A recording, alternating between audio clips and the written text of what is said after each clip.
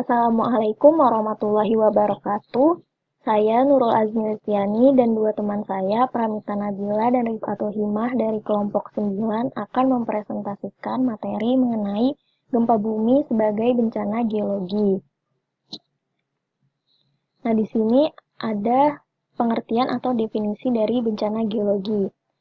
Ada 3.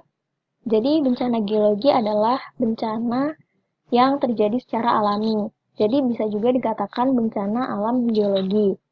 Nah, bencana ini akibat gaya-gaya yang berasal dari dalam bumi atau yang kita kenal dengan tenaga endogen.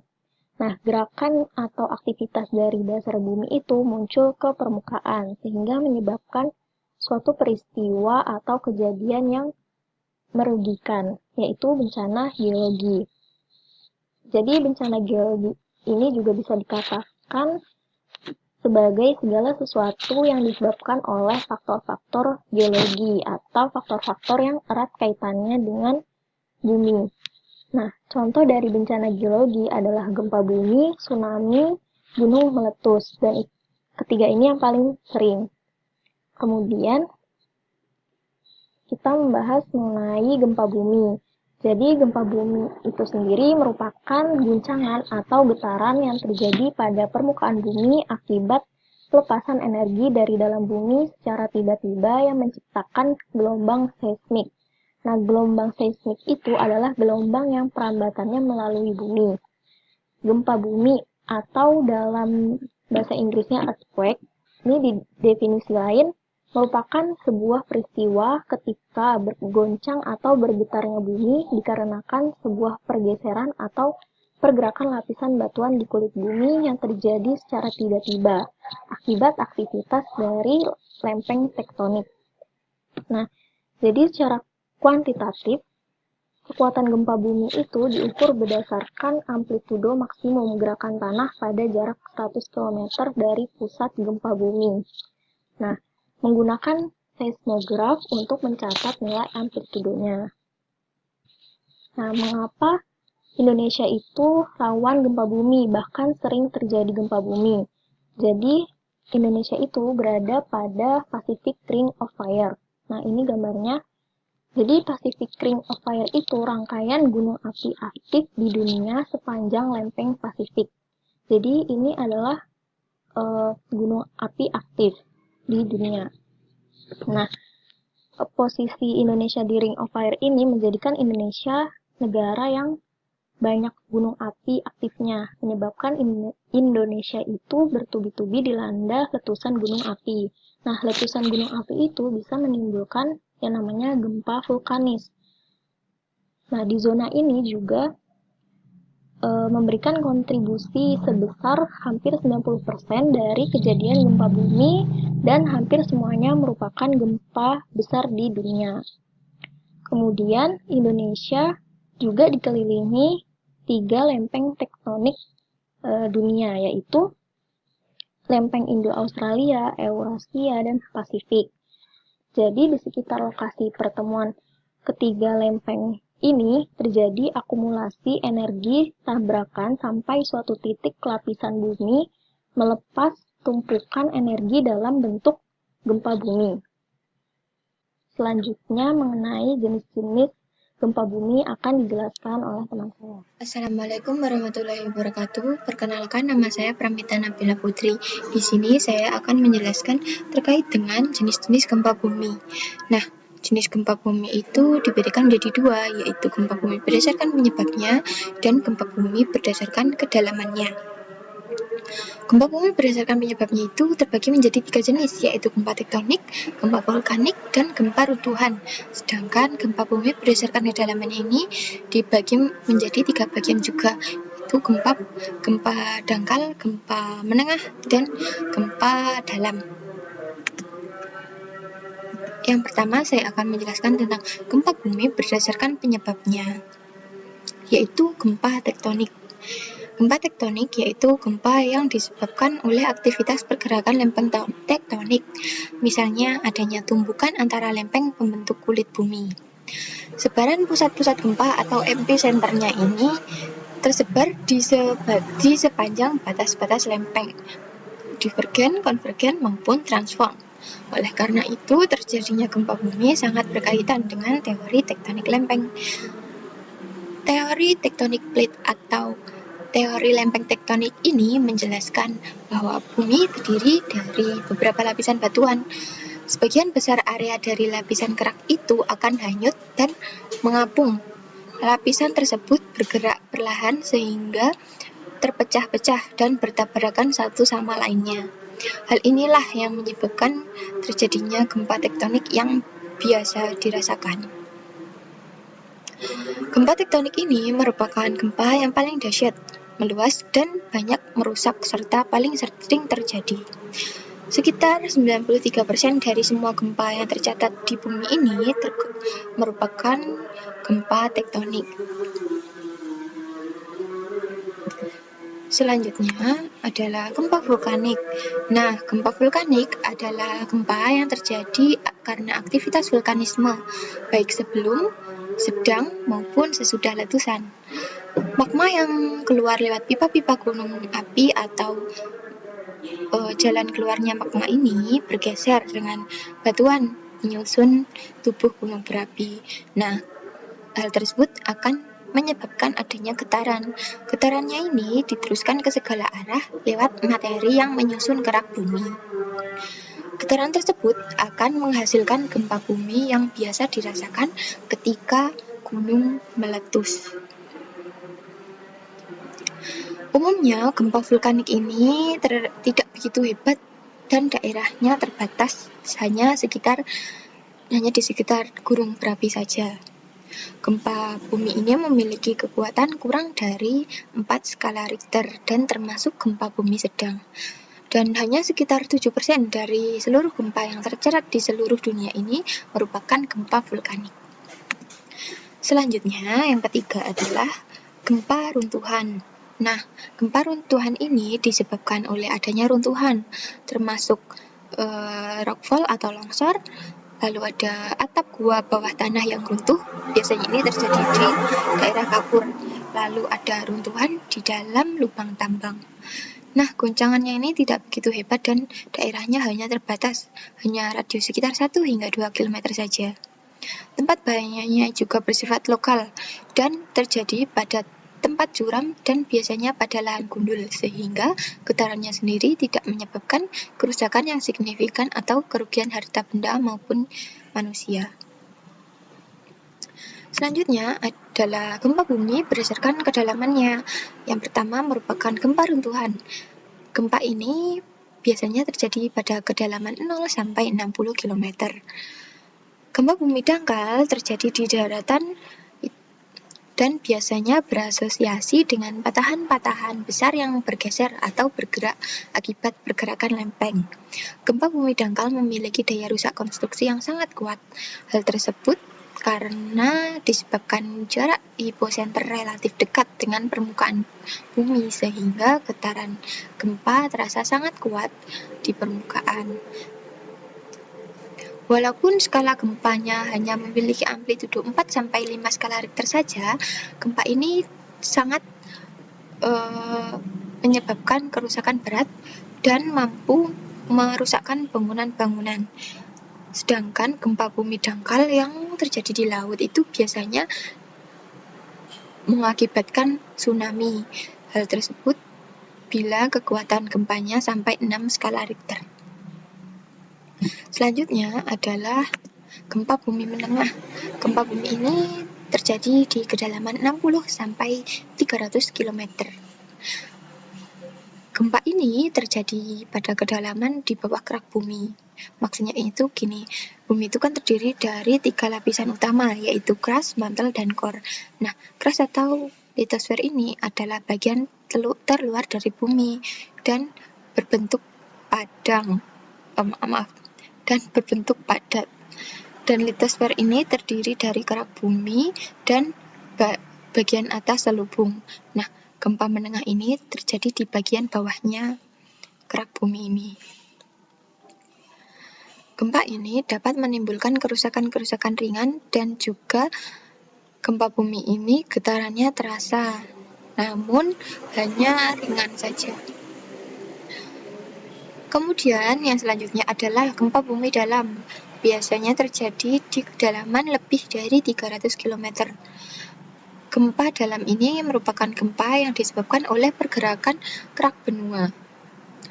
Gempa dalam ini sebenarnya relatif sering terjadi, namun karena berada pada kedalaman lebih dari 300 km, di PPT itu di bawah 300 meter, maksudnya kedalamannya itu di bawah, yaitu lebih dari 300 km, maka manusia itu tidak bisa merasakan getarannya.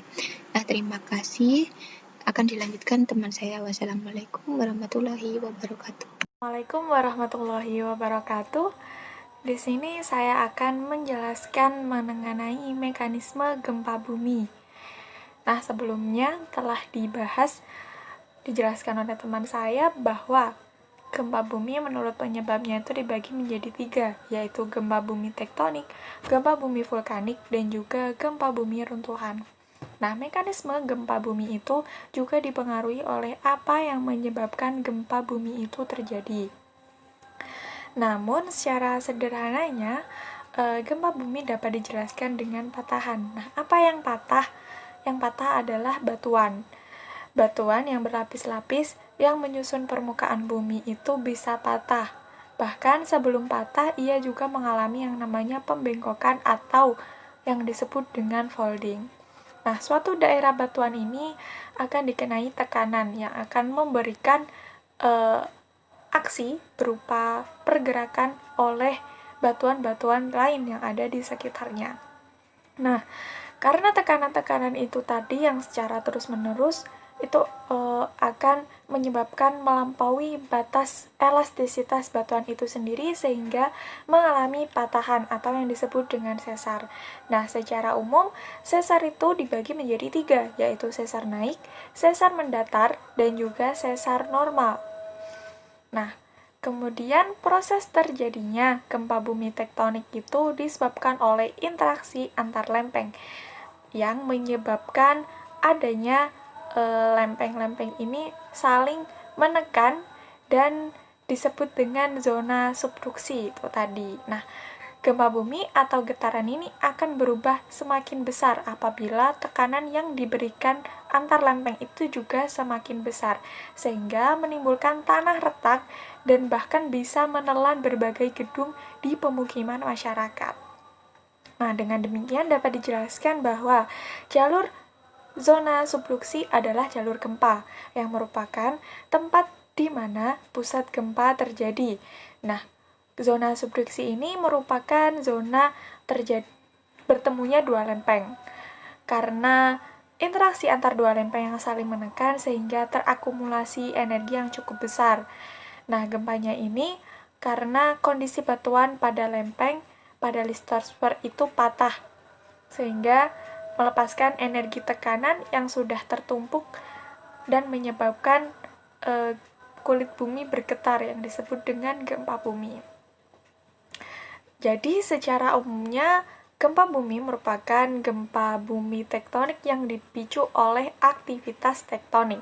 Oleh sebab itu, kemungkinan gempa sering terjadi di daerah pertemuan lempeng, seperti di Indonesia yang merupakan pertemuan lempeng dari beberapa lempeng yang ada di dunia. Nah, secara umum interaksi antar lempeng di zona subduksi itu ada 3, yaitu saling mendekat atau konvergen, saling menjauh atau divergen, dan saling bergesekan atau transform. Nah, ketiga interaksi ini akan menimbulkan sebuah tekanan, di mana tekanan-tekanan ini akan terjadi terus-menerus sehingga menyebabkan batas elastisitas pecah dan menyebabkan adanya gempa bumi dan menyebabkan pergeseran yang spontan pada permukaan bumi. Nah, kemudian selanjutnya adalah gambar ini merupakan proses terjadinya teori bingkas elastis, yaitu teori yang membahas mengenai pergeseran gempa bumi, pergeseran yang menyebabkan gempa bumi. Jadi, penambahan energi dari A menuju gambar B ini dikarenakan adanya gaya pada batuan-batuan, sehingga daerah kiri bergerak ke atas dan daerah kanan bergerak ke bawah. Nah, kemudian akan mengalami yang namanya deformasi atau perubahan bentuk. Ketika mengalami deformasi pada gambar B ini akan menyebabkan batuan pecah. Semakin besar kekuatan batuan dapat menahan tegangan, maka semakin besar juga energi yang dipancarkan atau dilepaskan. Dengan kata lain, semakin besar atau tinggi besarnya gempa bumi, maka akan semakin besar juga percepatan tanah yang dialami pada daerah tersebut. Nah, pada istilah gempa bumi itu terdapat yang namanya hipocentrum dan epicentrum. Jadi, apa itu hipocentrum? Hipocentrum atau disebut jarak fokus gempa merupakan titik atau garis tempat peristiwa yang menimbulkan gempa atau yang disebut sebagai pusat gempa bumi. Dan letaknya ini di bawah permukaan bumi atau di dalam litosfer. Nah, sedangkan epicentrum sendiri itu merupakan titik atau garis pusat dari gempa bumi yang berada di atas permukaan. Nah, gelombang getaran bumi ini merambat dari hipocentrum ke epicentrum sampai lanjut ke kulit bumi yang menyebabkan pergetaran permukaan bumi yang disebut dengan gempa bumi. Selain disebabkan karena pergerakan lempeng pada gempa bumi tektonik, mekanisme terjadinya gempa bumi juga disebabkan oleh cairan magma yang terdapat pada lapisan permukaan bumi, yang kita sebut sebagai gempa bumi vulkanik. Magma tersebut juga melakukan pergerakan-pergerakan, yang pergerakan tersebut menimbulkan penumpukan massa cairan dan kemudian memicu adanya pergerakan serta terkumpulnya energi besar yang memaksa magma untuk keluar dari kulit bumi, dari dalam kulit bumi. Nah, penumpukan energi memicu pergerakan kulit bumi yang divergen atau saling berjauhan sebagai media atau untuk mencari celah magma bisa keluar. Nah, pergerakan ini juga akan menimbulkan gempa bumi. Jadi, tekanan yang ada di magma akan menggetarkan permukaan bumi sehingga terjadi gempa. Selain itu juga disebabkan karena gempa bumi runtuhan. Nah, mekanismenya itu sama, terjadi pergerakan-pergerakan yang spontan dan karena adanya tekanan-tekanan. Jadi tidak hanya karena peristiwa alam, tapi juga bisa jadi karena peledakan bom oleh manusia atau jatuhnya meteor di luar angkasa itu juga bisa menyebabkan gempa bumi. Jadi, peristiwa-peristiwa tersebut yang akan menyebabkan permukaan bumi itu bergetar, yang secara spontan melebihi tekanan pada seharusnya. Sehingga gempa bumi itu juga disebut sebagai bencana geologi.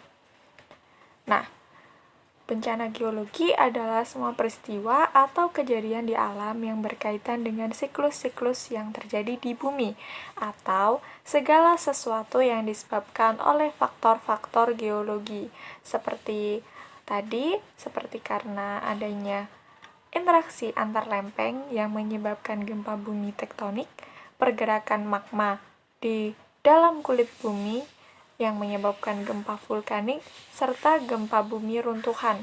Bisa jadi karena meteor, karena peledakan bom, atau juga karena longsor, erupsi, jatuhnya batuan-batuan, seperti itu. Kemudian dampak gempa bumi.